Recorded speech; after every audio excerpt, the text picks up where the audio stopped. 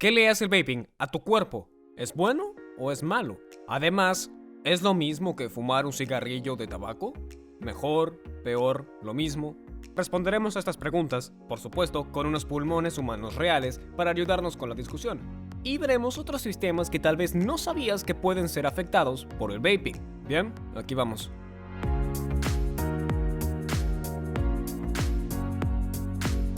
Al hablar de vaping, cuando traes vapor a tu cuerpo o cuando traes humo de tabaco a tu cuerpo, solo estamos respirando oxígeno.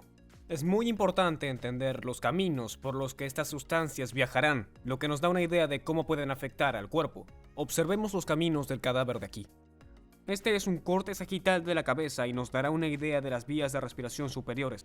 Y si miramos aquí, podemos observar obviamente la nariz y la boca. Podemos inhalar aire por la nariz y al inhalarse entrará por un pasaje llamado cavidad nasal. Ahora, el tabique aquí solo divide la cavidad nasal derecha e izquierda. Y obviamente podemos traer aire por aquí. También podemos inhalar aire por la boca y la cavidad oral.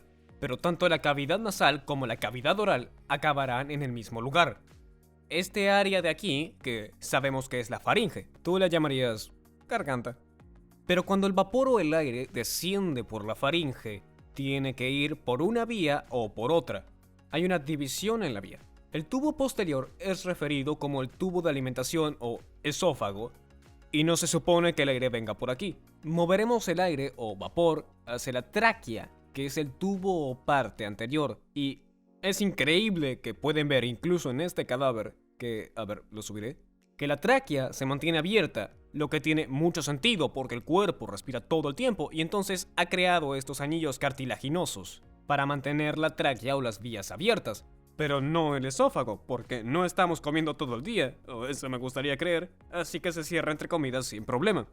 Bien, terminamos con la tráquea de este cadáver, así que les mostraré una disección diferente. Esta es de un pulmón derecho, que por supuesto también tiene una tráquea. Está aquí, es por donde el aire desciende hacia el pulmón. Pero luego va a llegar hasta el fondo, y aquí hay una bifurcación. Esta es solo la mitad derecha o la mayor parte de la mitad derecha. Podría ir hacia el pulmón izquierdo o hacia el derecho, y a la división de aquí los llamamos los bronquios. Como pueden ver por aquí, siguen dividiéndose hasta el tejido pulmonar en distintos tipos de bronquios en ambos lados. Al ramificarse se hacen más pequeños y ahora los llamamos bronquiolos, y luego entrarán en estos sacos alveolares hechos de alvéolos individuales. Bien, esa fue la lección de anatomía sobre cómo el aire ingresará, pero lo realmente importante son los sacos alveolares y los alvéolos, porque son los más pequeños y finos tejidos en el pulmón y puedes verlos como los tubos más delgados con solo una célula de grosor. Y eso es importante porque ahí se intercambian el oxígeno y dióxido de carbono con el flujo sanguíneo, y los alvéolos y los bronquiolos tienden a ser los más afectados al hablar del vaping. Entonces, ¿qué es el vaping? Comenzó con los cigarrillos electrónicos, diseñados para vencer al cigarrillo común, pero sin embargo, la tecnología ha cambiado drásticamente en los últimos años. Ahora estos dispositivos son más grandes, recargables y tienen un líquido que almacena un cartucho adentro. Ese líquido es calentado a través de un atomizador, el cual evapora el líquido y crea un vapor, de ahí el nombre, vaping. Pero ¿sabemos si traer este vapor al cuerpo humano es malo? Bueno, sí puede serlo. Verás, en los últimos años, los hospitales han recibido un aumento de pacientes con lesiones pulmonares agudas debido al vaping y lo han denominado lesión pulmonar asociada al cigarrillo electrónico o al vaping, o EVALI. Y le diremos EVALI por el resto del video. Estos pacientes llegaban con síntomas similares a los de la neumonía, pero encontraron que no había una causa infecciosa para los síntomas. Es decir, que en los análisis no se encontró causa viral o bacteriana para sus síntomas, pero encontraron que tenían todas ciertas similitudes, entre ellas el vaping. La idea era que algo que estaba en ese cartucho o que era vaporizado estaba causándole daño a los pulmones. Pero antes de meternos en cuáles podrían ser los productos o sustancias dentro del cartucho que provocaban los daños, déjenme hablarles un poco de los síntomas con que ingresaban los pacientes. Muchos pacientes tenían fiebre, escalofríos, un malestar en general, también tos, falta de aire y dolor de pecho, y también sufrían de hemóctisis, que es un nombre muy lindo para cuando estás tosiendo sangre. Y tiene sentido si inhalamos algo que pueda afectar al tejido pulmonar y dar síntomas que indicarían un problema pulmonar. Ahora, casi el 80% de los pacientes con EVALI tenían síntomas gastrointestinales, afectando el tracto digestivo y tendrían cosas como, por ejemplo, náuseas, vómitos, diarrea y un dolor abdominal generalizado. ¿Y la causa? ¿Qué creen que hay en estos cartuchos, es decir, en el líquido del vapor, que podría ligarse con o causar EVALI y entonces los síntomas de estos pacientes? El desafío es que esta no es una industria muy regulada. Los ingredientes que un productor puede usar en comparación con otro productor pueden no ser los mismos. Sin embargo, se han encontrado muchos ingredientes en común en estas sustancias, incluyendo cosas como nicotina, que sabemos que puede causar dependencia de la sustancia o adicción. También contienen cosas como propilenglicol o glicerol. Estos son humectantes que son para hidratar ingredientes dentro del líquido del cartucho. Hay ingredientes como el tetrahidrocannabinol, que es el THC, también aceites de CBD, e incluso encontraron acetato de vitamina E. Además, pueden incluir más de 7000 sabores y algunos tienen pequeños rastros de metales como estaño, níquel, cromo, manganeso e incluso arsénico. Pero de todos estos ingredientes, ¿son algunos más problemáticos que otros? ¿Encontraron vínculos con algún ingrediente específico? La respuesta es que sí. Entonces volvamos al ejemplo del hospital. Cuando los clínicos veían a estos pacientes, con frecuencia observaban taquicardia, taquipnea, es decir, un pulso rápido, respiración agitada y baja saturación de oxígeno, por lo que pedían una radiografía de pecho o una tomografía que mostrase infiltrados en el pulmón o lo que llaman opacidades. Y los clínicos piensan, esto parece neumonía. Y luego hacían cultivos y no veían causas bacterianas, o hacían paneles virales y no encontraban causas virales. Y eso les hizo pensar, ¿qué está pasando aquí? Entonces, en ciertos casos, harían un procedimiento llamado lavado broncoalveolar, que es un procedimiento bastante cool en el que insertas un periscopio o una cámara de fibra óptica por las vías respiratorias, bajando hacia la tráquea, luego descendiendo hacia estas vías lejanas y ubicando el tubo o la cámara en el tejido pulmonar o el árbol bronquial, para ver qué encuentras. Ahora, lo que literalmente también solían hacer era inyectar suero, que es una mezcla de sal y agua, en esos conductos para el lavado broncoalveolar de los bronquios y los alveolos, y luego los succionaban y tomaban ese fluido para analizarlo y ver qué encontraban.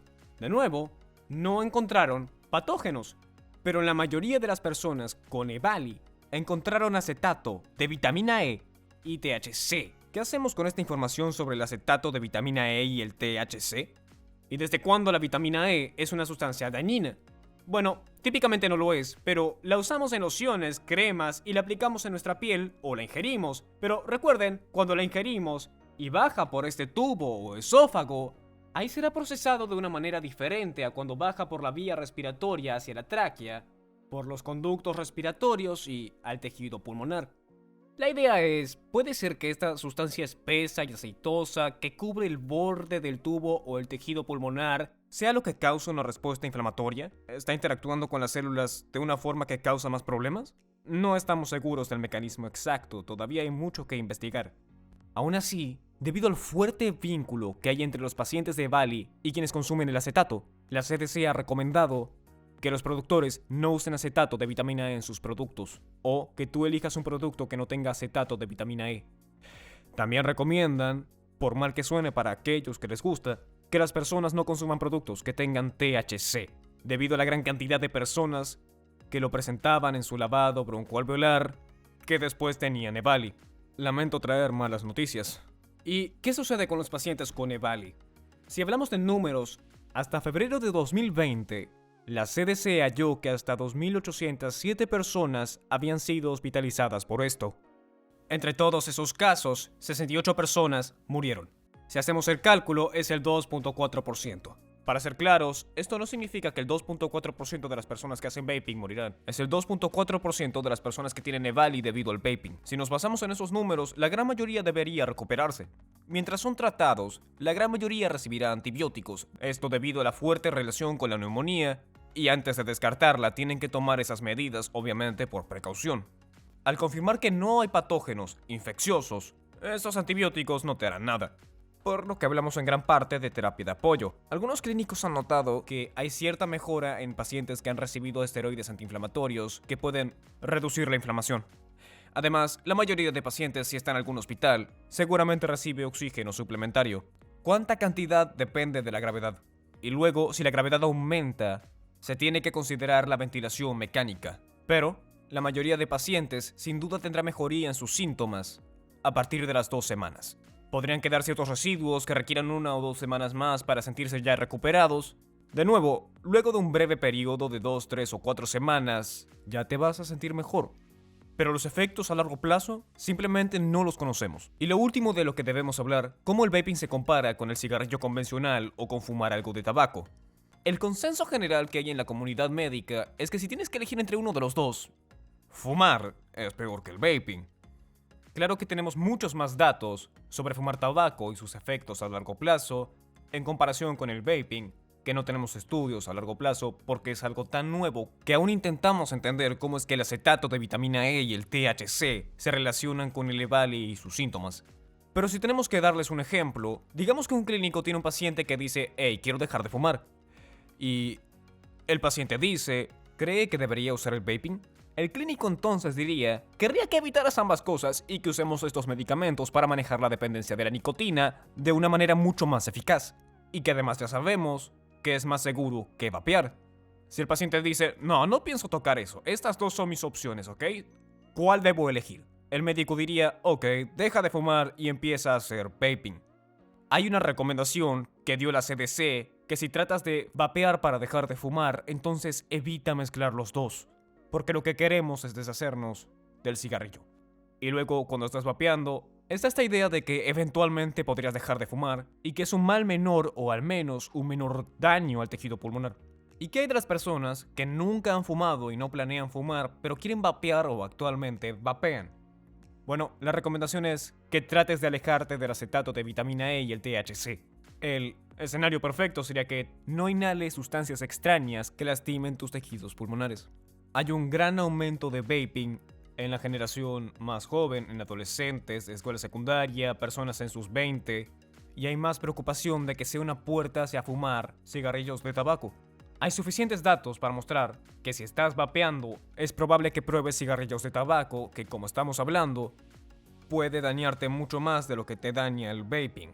Me disculpo con quienes vapean, que pueden pensar que soy muy negativo o portador de malas noticias, pero saben, tienen solo 2 pulmones que pueden usar para respirar e intercambiar oxígeno por dióxido de carbono, así que deberías cuidarlos.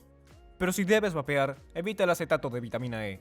Y es mejor que obtengas THC de un profesional médico calificado o por medios consistentes con la ley del país que seas. Gracias por acompañarme en este viaje. Espero que lo hayas disfrutado. Nos vemos en la próxima.